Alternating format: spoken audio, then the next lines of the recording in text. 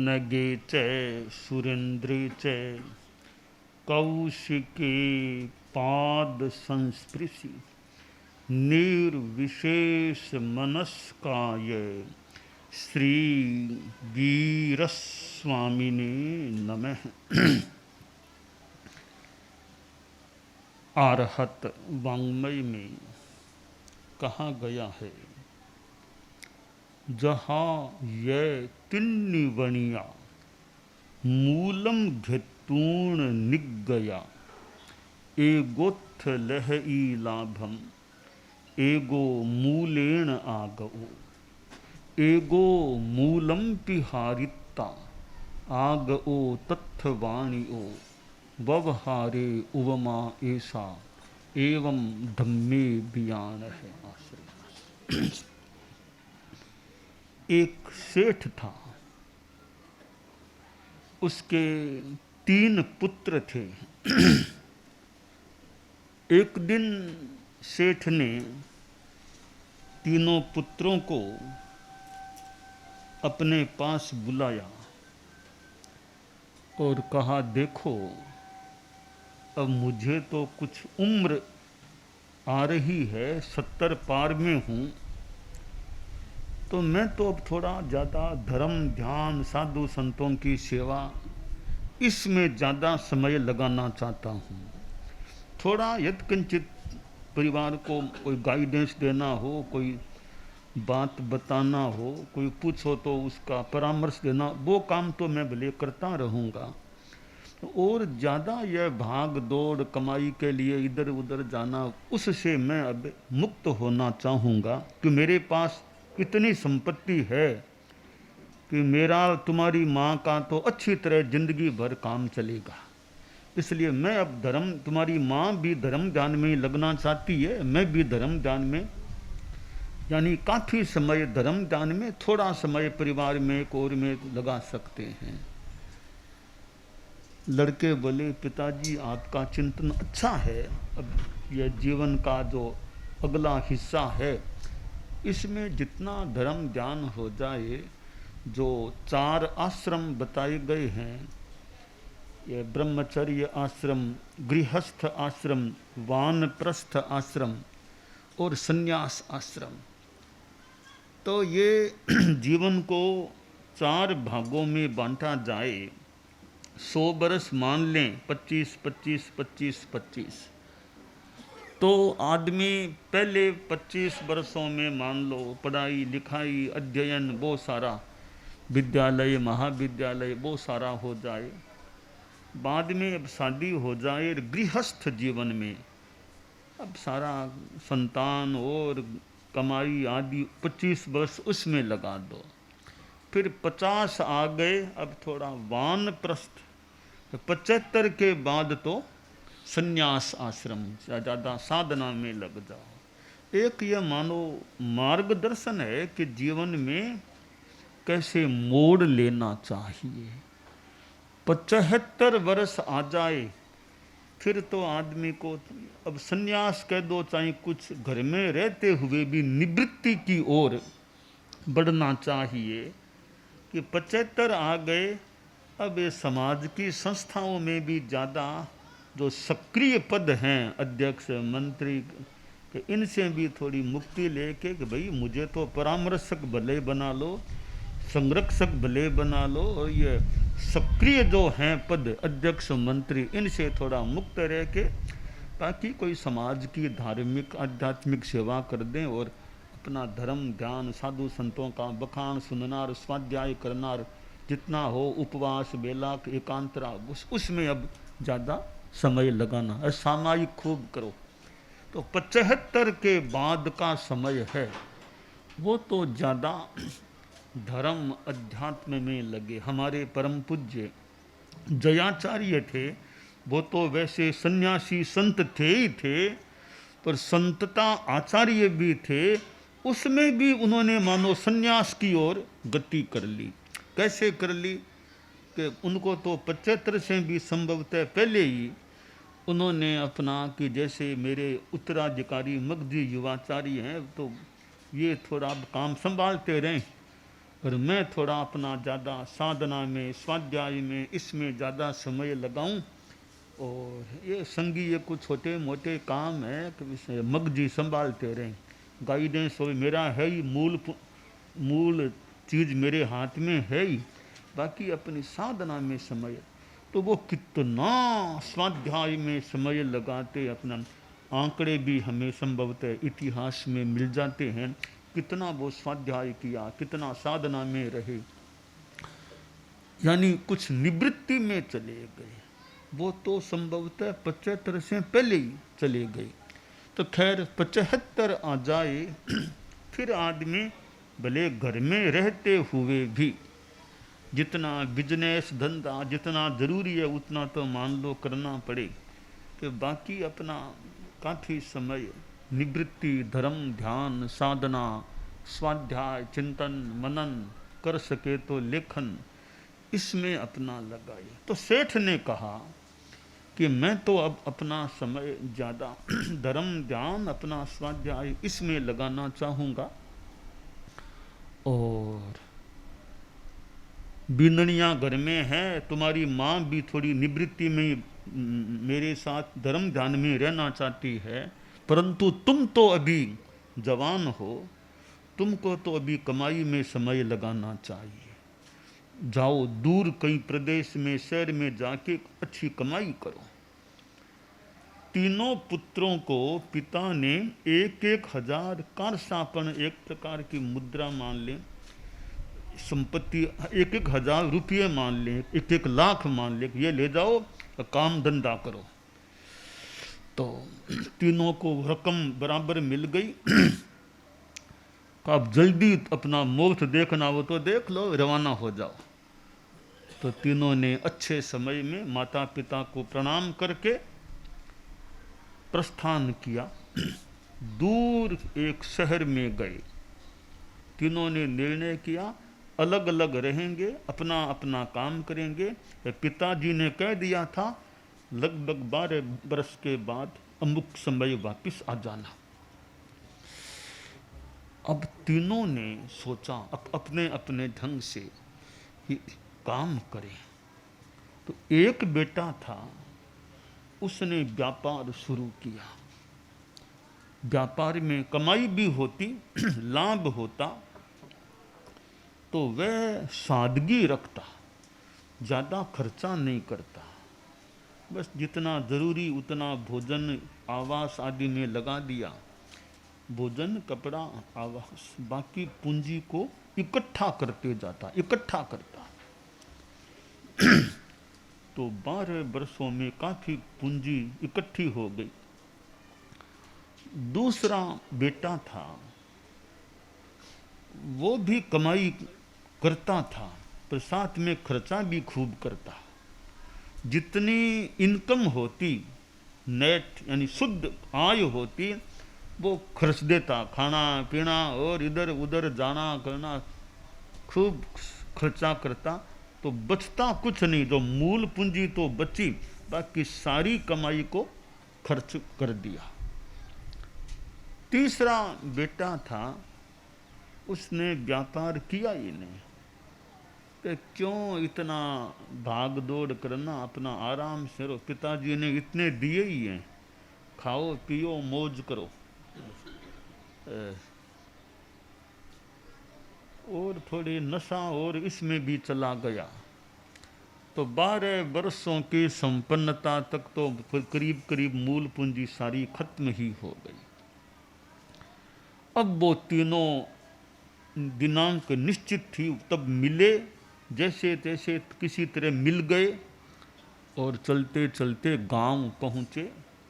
पिताजी विद्यमान थे, पिताजी को माताजी को प्रणाम किया। यह संसार की रीत है, माता पिता को प्रणाम करना। प्रणाम किया, माता पिता ने खूब बत्सलता भी बरसाई। शाम को पिता ने तीनों को बुलाया। तीनों पुत्र आए, पूछा बेटा बताओ क्या किया, क्या कमाई, सारी रिपोर्ट मुझे दो। तो एक बेटा तो बोला पिताजी रिपोर्ट सारी नील है, जो आपने दिया वो भी मैंने तो गंवा दिया, कोई कमाई कुछ नहीं, दिया वो भी गंवा दिया। ठीक है।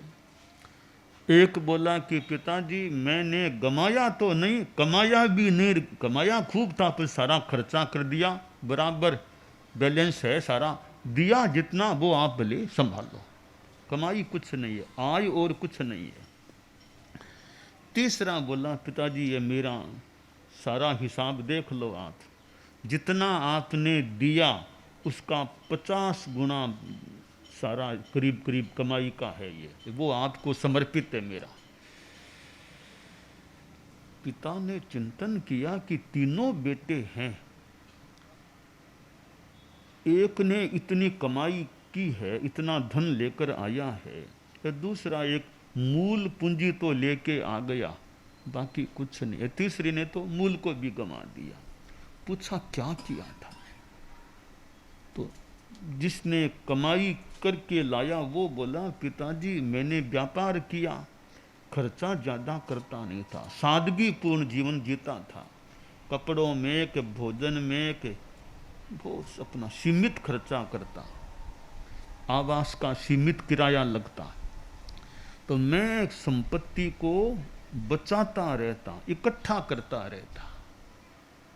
और साथ में पिताजी एक और काम किया, संपत्ति को बैंक में जमा कराता गया। अब वापस आया तब वो सारा ब्याज और भी हो गया, सब मिला करके अच्छी रकम हो गई। पिता बड़ा खुश हुआ कि अच्छा किया है। दूसरा वो बोला कि पिताजी मैंने भी व्यापार तो किया था, पर मैं थोड़ा खर्चा खूब करता, एकदम हाई फाई ढंग से यूँ रहता, खूब खर्चार, इधर जाना उधर जाना वो जाना, और कपड़े लते बहुत बढ़िया बढ़िया खरीदता, मकान भी बहुत बढ़िया किराए पर लिया, कर करा के कमाई हुई सारी पूंजी स्वाहा खत्म हो गई, मूल पूंजी बची गई। ठीक है। तीसरा बेटा बोला पिताजी मैंने तो व्यापार धंधा कुछ नहीं किया, सोचा आराम से रहना, क्यों भागदौड़, पिताजी ने दिया है 12 वर्ष आराम से काम चलेगा तो कुछ कमाई नहीं की। कि बेटा कमाई मैंने भेजा क्यों था, फिर तुमको कमाई के लिए भेजा था, यूँ क्यों निठल्ले क्यों रह गई, पुरुषार्थ क्यों नहीं किया? कि पिताजी जो भी आपका ओल मैं तो सोचा आराम से रहना अपना। अब पिता को पीछे की व्यवस्था करनी थी परिवार में, तो पिता ने जो व्यवस्था की कि जिसने कमाई की थी, कमाई करके लाया था, एक तो वो था, एक जिसने न कमाई की न गंवाया वो था, एक ने गंवा दिया पैसे को वो था। तो जिसने पैसा पूरा गंवा दिया, कुछ नहीं बचा उसको घर में नौकर की जगह नियुक्त कर दिया, तुम नौकर की तरह काम करो घर में, तुमने कुछ भी उल्टा गंवा दिया, तुमको मैं नौकर के रूप में नियुक्त करता हूं। दूसरे को कहा भाई तुमने कमाई कुछ नहीं की, ठीक है गंवाया भी नहीं, तुम घर का और काम काज, साग लाना वो लाना, काम काज करो, नौकर की तरह नहीं पर काम काज करो, यह तुम्हारे जिम्मे रहेगा। और जिसने खूब कमाई की, पिता ने कहा तुमको घर के मालिक का जिम्मा, तुमको घर का मालिक, मैं तो निवृत्ति में अब हूँ काफ़ी, अब घर का मालिक तुम हो। यूँ तीनों की नियुक्तियाँ की। अब हम सोचें, यह तो एक दृष्टांत है, उपमा है, जैसे सेठ के 3 बेटे थे, उसी तरह हम मान लें हम तीर्थंकर भगवान के हम सब बेटे हैं, हम तीर्थंकर भगवान के सब बेटे हैं। हम में से कोई ऐसे बेटे हैं मान लो कि जो इस मनुष्य जन्म रूपी पूंजी जो हमें मिली है, इसमें धर्म, ध्यान, साधना, उपासना, ईमानदारी, अहिंसा, अच्छी साधना करके इस जीवन के बाद देवगति में चले जाते हैं। वे कमाई करने वाले पूत हैं। कुछ लोग ऐसे हैं इस जीवन में ज़्यादा न धर्म ध्यान करते, विशेष न ज़्यादा पाप करते, वे मर कर के वापिस मनुष्य बनते हैं, यानी मूल पूंजी को यथावत रख लिया। कुछ ऐसे बेटे जो खूब पाप, हिंसा, हत्या, लूट पाट, व्यसन, गुस्सा आदि पापों में लिप्त होकर के मर कर के नरक या तिर्यंच गति में जाते हैं, वे उस बेटे के समान है जिसने कुछ भी कमाई नहीं की, मूल पूंजी को भी गंवा दिया। यह उत्तरजयनानी में एक दृष्टांत दिया गया है कि मानुषत्तम भवे मूलम लाभो देव गई भवे मूलच्छेन जीवाणम नरग तिरिखत्तनम ध्रुवम, कि मनुष्य जन्म पूंजी है, देवगति मिलना उस पूंजी का लाभ होना है, कमाई होना है, और मूल को गंवा करके जो नरक और तिर्यंच गति में जाएं, वे मूल पूंजी को भी नष्ट करने वाले होते हैं। अब हमें खास करके गृहस्थों को चिंतन करना चाहिए, हम कौन से बेटे के समान जी रहे हैं। उस बेटे के समान हैं क्या जो कमाई खूब कमाई करके लाया था, या उस बेटे के समान हैं जिसने न कमाई की न गंवाया, या उस बेटे के समान हैं जिसने मूल पूंजी को भी खत्म कर दिया था। अगर आप गृहस्थों के जीवन में धर्म की साधना भी है, जैसे सामायिक आदि आदि, उपवास, पोषा आदि, इधर ईमानदारी, अहिंसा, नैतिकता, ये चीज़ें हैं, तो आशा करें कि कमाऊ पूत की तरह आगे अच्छी गति मिल सकेगी। और कोई धर्म ज्ञान नहीं है, ठीक है, पाप भी ज़्यादा नहीं है, तो हो सकता है वापिस मनुष्य गति मिल जाए, तो ऊंची गति देव गति न मिले।